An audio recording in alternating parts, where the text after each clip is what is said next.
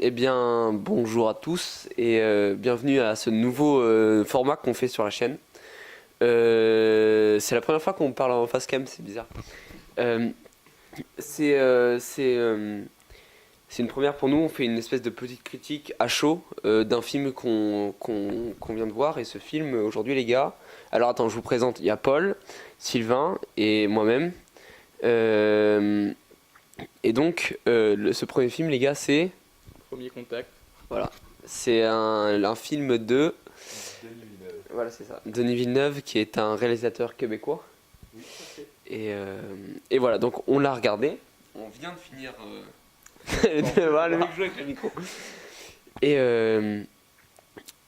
Et donc on va passer directement au plus important, c'est-à-dire... La critique. Exactement, Sylvain, excellent.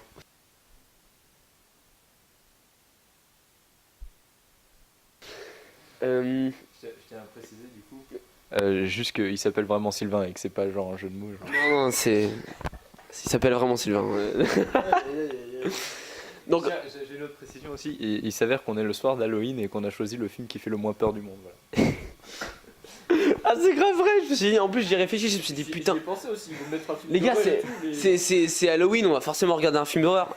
Bah non mec. Non mais alors, ce que je vous propose les gars, c'est qu'on fasse chacun un tour. D'abord critique positive, négative, et de ce qu'on en a vraiment retenu dans une troisième partie entre parenthèses. Ok. Est-ce que ça vous tente? Pas de soucis. Bah, vas-y. Ok. Alors moi, je suis impressionné par ce bouleversement de gravité. Hein. Je dirais que le mouvement des caméras est intéressant. Bon, ça vaut pas encore, hein, je sais pas si vous l'avez vu, mais moi je suis allé voir Climax il y a pas longtemps et ça vaut pas encore Climax au niveau du mouvement de caméra. Mais ce paradoxe un peu temporel est intéressant. Alors pour rester dans des points positifs, je dirais que j'ai retrouvé un petit peu l'univers d'Interstellar avec... Ah, je suis en train de te casser ton truc, je suis sûr.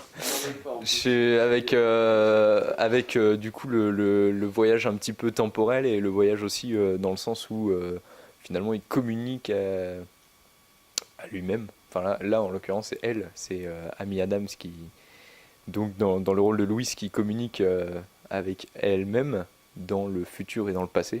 Et du coup il y a un petit peu un bouleversement et il y a un petit côté twist je dirais grâce à ça. Voilà, donc ça c'est déjà un côté très intéressant scénaristiquement, surtout quand on a l'habitude de voir des films de premier contact donc avec des aliens où ça part direct en bastos. Et là c'est vrai que le côté diplomatique il est intéressant à exploiter comme ça au démarrage. Et du coup scénaristiquement je trouve que le film est très réussi quoi. Alors moi, je voudrais dire tout d'abord que le film est extrêmement complexe. Regardez. Je pense que certaines personnes pourraient pas apprécier du tout le film parce que il est quand même assez long à se mettre en place et que pour le comprendre, c'est vraiment que à la fin qu'on arrive à comprendre qu'on arrive à le comprendre. Moi, si je pourrais citer une sorte de série qui ressemblerait à celui-là, je pense que ce serait The Dark. Je sais pas si vous avez vu. Non, voilà. Où c'est plus ou moins la même chose, où c'est passé, présent et futur qui sont mis ensemble. Donc le film est quand même assez émouvant. Mais niveau caméra, enfin niveau prise de son est assez violent, très violent. ouais. Oui, voilà. Donc ça fait mal aux oreilles. Faut aimer les tremblements de terre. Voilà. Bah alors déjà petite précision pour moi les gars, c'est que en gros la première fois que j'avais vu le film j'avais un très bon ressentiment parce que j'avais bien aimé le film en soi mais que il y avait tout un mystère sur la fin et sur le côté boucle temporelle où elle peut voir son futur tout en restant dans le passé et ça m'avait un peu brouillé, je comprenais pas trop et je vous avoue que là pendant la séance j'étais en mode ah mais oui, genre ça me paraissait évident tu vois. J'ai vraiment recompris le film maintenant et c'est vrai que bon je me dis putain nique ta mère avec Interstellar ne dis rien mais c'est vrai qu'en le re-regardant il y a beaucoup de choses qui me font vraiment penser à ce film. Déjà toute la réflexion sur le temps c'est quelque chose pas ça c'est pour les points positifs hein. Si je fais un lien avec Interstellar c'est que c'est positif et que donc toute la réflexion avec le temps, aussi la relation qu'on ne voit jamais vraiment parce qu'elle ne se passe vraiment pas dans la vraie trame du film, mais la relation avec la mère et la fille, qui est un peu pareil que la relation entre le père et, enfin, Murphy et, et son père, non plus. Voilà. Aussi, des trucs vraiment intéressants, c'est que justement, je trouvais pour un film d'Alien, enfin d'Alien entre parenthèses, de science-fiction, où justement ils font arriver des aliens dans un premier contact, ils sont vraiment, justement, ils sont allés plutôt dans un truc psychologique, comment l'humanité va réagir, comment tout ça va réagir, alors que finalement les intentions des aliens sont totalement positives et pacifistes. Et Le film, quoi, en gros.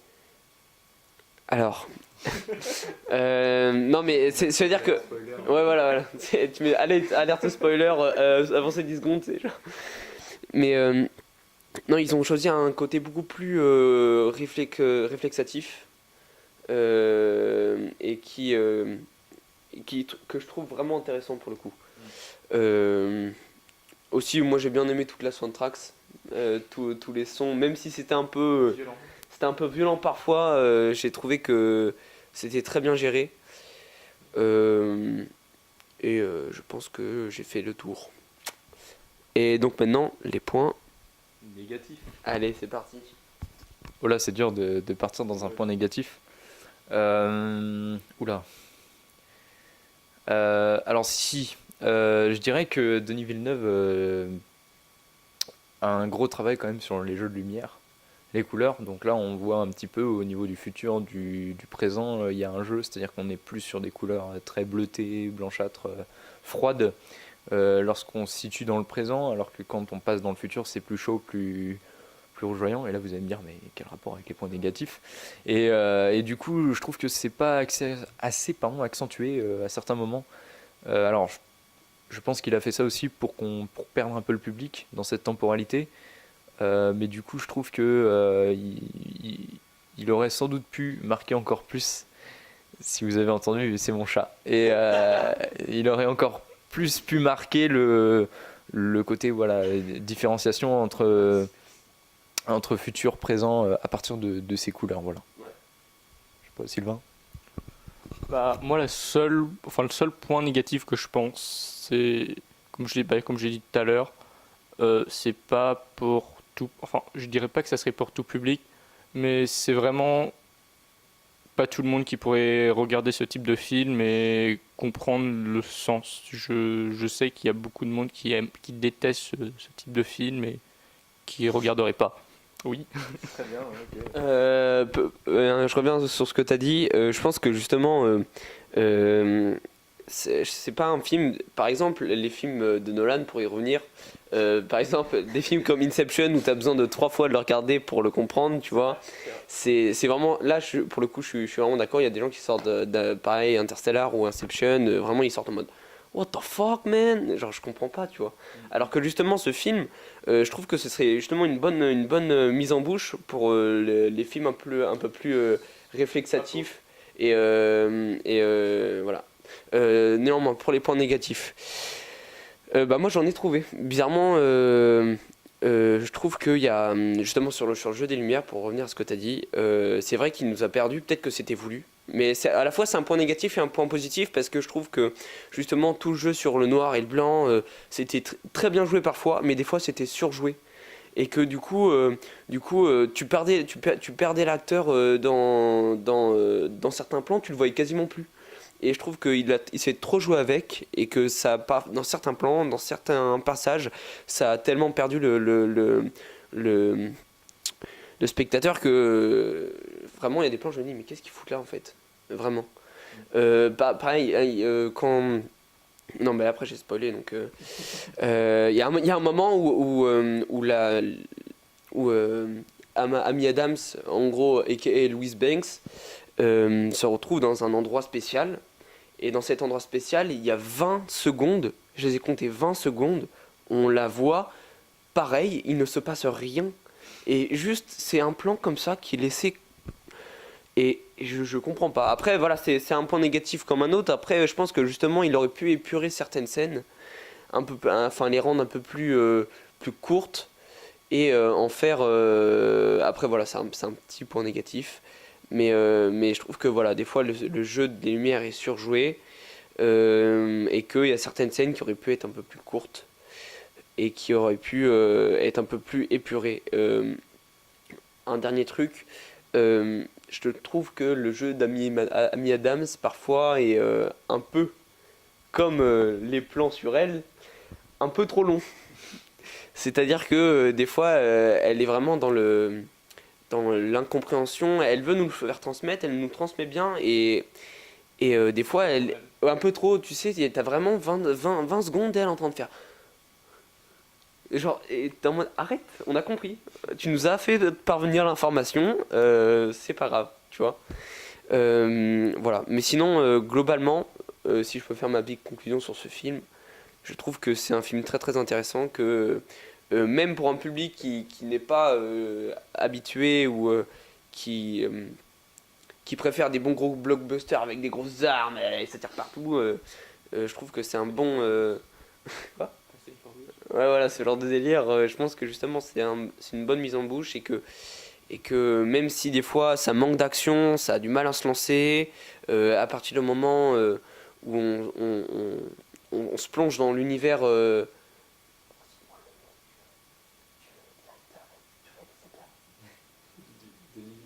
Denis Villeneuve, voilà, quand on se plonge dans son univers. Quand on se plonge dans son univers et qu'on va vraiment avec lui dans son projet, dans son film, je trouve que on en ressort vraiment d'une bonne manière, je trouve. Ouais. Du coup, je tiens à souligner la plus grosse gaffe du monde de Zachary. Moi, j'insisterai aussi sur ces magnifiques phrases philosophiques qui ne sortent de la bouche que de Jérémy Renner et qui servent en réalité un petit peu de technique de drague dans le film. Je dirais que c'est très beau, mais c'est pareil. Au niveau des dialogues, je pense qu'il y a une exagération incroyable, même dans le... Attention spoiler, dans le final, quand elle va discuter avec le général chinois et qu'en fait on se rend compte que tout le sort de l'humanité est sauvé à partir du fait qu'elle a quand même balancé les derniers mots qu'a dit la femme du général chinois avant qu'il meure. Et du coup, quand tu réfléchis, tu te dis bah non, juste non. Voilà, bon, voilà, pour moi il y a un petit travail au niveau des dialogues aussi qui est peut-être à revoir, ouais. Voilà, surtout ce moment là où on en parle, hein, on en a rigolé un peu. C'est rapide. Il est rapide, je trouve, quand même, le moment où elle balance les mots au général comme ça. Oui, d'ailleurs, on connaît même pas la traduction, c'est pas ce qu'elle dit, du coup. J'ai fait un gratin dauphinois, genre ce genre de délire. On sait pas. Mais il y a aussi ce passage qui nous a fait rire quand même où le général parle des races aborigènes. Voilà. Bon, voilà, je sais pas bon, il y a eu ce placement du mot race. Voilà, c'était la petite note un petit peu. Voilà, je pense que c'était pour passer au point Godwing et tout. Il fallait pendant le film. Mais après, justement, ce côté où il parle de race, c'est, je pense justement, il fait le parallèle entre les humains et les hectapodes. Et que donc là, je pense que le mot race, il peut être employé parce que justement, les humains, on n'est pas pareil qu'eux. On peut pas dire que hey, arrêtez, c'est des humains. Non, tu vois, tu comprends, genre. Mais que c'est vrai que faire l'analogue entre aborigènes et les Britanniques en mode non, mais ils étaient pas de la même race, les gars. Bon, un peu moyen. Mais en plus, un point positif que je viens de retrouver, on sort de ce film moins con. On apprend plein de trucs. Il y a plein de mots, ils disent ouais, c'est un pentatocle, un truc du style. Enfin, ce mot n'existe pas, n'allez pas chercher. D'ailleurs, le mot quand même qui devient le plus intéressant finalement pour moi, c'est kangourou. Hein. Ouais, excusez-moi. J'adore plein de trucs, c'est vrai, pas con. Mais après, l'histoire du kangourou, non, je vais pas les spoiler. Si, je sais pas. Allez regarder Allez regarder le film pour comprendre pourquoi on dit kangourou. Exactement. Et voilà. J'ai pas compris le coup. Magnifique. Très bien. Eh bien, écoutez, t'as quelque chose à raconter? Non, moi c'est bon du coup. Bah, moi, je partirai sur une conclusion à la fin. Ouais. Donc, en soi, allez, petite note sur 10. Voilà. Ah, la sacrée note. Si, avant j'ai juste envie. Je peux rajouter un truc. Juste avant que tu donnes ta note, Sylvain, du coup, tu nous as parlé d'un truc intéressant. Oui, mais les gens, il y en a plein, ils aiment pas ça. Excuse-moi, je peux t'annoncer quand même que ceux-là, en fait, c'est ceux aussi qui font que les films qui ont rapporté le plus d'argent en France, ça reste quand même Bienvenue chez les Ch'tis ou Qu'est-ce qu'on a fait au bon Dieu. Donc, du coup, voilà, je tenais à faire une dédicace à tous ces gens qui n'ont pas aimé Premier Contact. On vous aime. Bisous. Voilà, du coup, allez-y, faites votre cours. Bah moi c'est clairement un bon film. C'est clairement un bon film, je lui mets 7,5 sur 10. Putain, 7,5 sur 10. Ah, je t'ai pris ta note. je pris ma note, j'allais dire 7,5 sur 10 aussi. Parce que en le re-regardant, j'ai réapprécié, mais j'ai trouvé beaucoup plus de points négatifs que à ma première vision. Donc voilà, c'est une belle note en même temps, 7 sur 10. Ouais. Ça fait 15 sur 20. C'est pas mal. Mauvais, c'est pas mal. Non, vraiment. Un bon film, à voir. Okay. Bon, bah, comme l'a dit Zachary, bah, moi aussi je comptais mettre 7,5 sur 10. Oh, quel suspense! Aïe. Puis. T'as limite tout dit, toi. Donc, donc ouais, c'est un bon film, mais le fait qu'il soit lent, que ça peut être mal pris, enfin que la mise en place est lente, ça varie. Enfin, je suis pas non plus trop fan, mais voilà, ça dépend. 7,5 c'est pas mal. Ouais, 7,5 c'est pas mal, mais il y a mieux. Ah, il y a du challenge. Mais moi, je suis désolé, hein, j'irai pas jusqu'à 7,5. Pourquoi? Parce que ça arrive en 2016, soit juste après Interstellar. C'est vrai. Et je suis désolé, mais l'originalité, elle s'est perdue, quoi. Elle s'est perdue et là-dessus vraiment ce serait passé avant et j'aurais mis une note incroyable, mais là je vais dire 6. Et du coup je propose qu'on fasse une moyenne de nos 3 moyennes pour arriver à un score total. Donc on a eu un 7,5, un deuxième 7,5 et un 6, et donc dans quelques minutes vous allez connaître, dans quelques secondes même vous allez connaître la note que nous attribuons au film Premier Contact de Denis Villeneuve, sorti en 2016. Vous y retrouverez donc Amy Adams et Jeremy Renner. Je crois qu'il y a Forest Whitaker aussi, c'est grand acteur aussi. En train d'essayer de combler le alors qu'en vérité il galère. Non. On a eu donc 2 17,5 et un 16. Non, 7,5 pas 17. 2 7,5 et un 6, pardon. On est sur 10. Divisé par 3. Exactement. C'est pas trop. Incroyable. Quoi? C'est impossible, ça doit être sur 10 en fait. Donc tu peux me refaire ce calcul? Là, vraiment, on est en train de perdre du temps. Alors, j'ai compris pourquoi, excusez-moi. Très bien. Alors en attendant, je propose du coup je vous propose de vous abonner à la chaîne, mais aussi de nous suivre sur notre page Facebook, Shadow Studio, comme la chaîne. Et puis de suivre un petit peu notre actualité, ce qu'on fait, etc. Et puis n'hésitez pas, si vous avez aimé ce petit débat, de mettre des pouces bleus et dans les commentaires de nous dire ce que vous avez pensé du film, ce que vous avez pensé de la vidéo, comment on peut s'améliorer. Et donc, c'est un 7. Voilà, donc la note attribuée à Arrival ou Premier Contact en VF est 7 sur 10. Voilà, merci de nous avoir regardés et puis on vous souhaite une bonne soirée et joyeux Halloween. Ciao. Bye. Allez, ciao.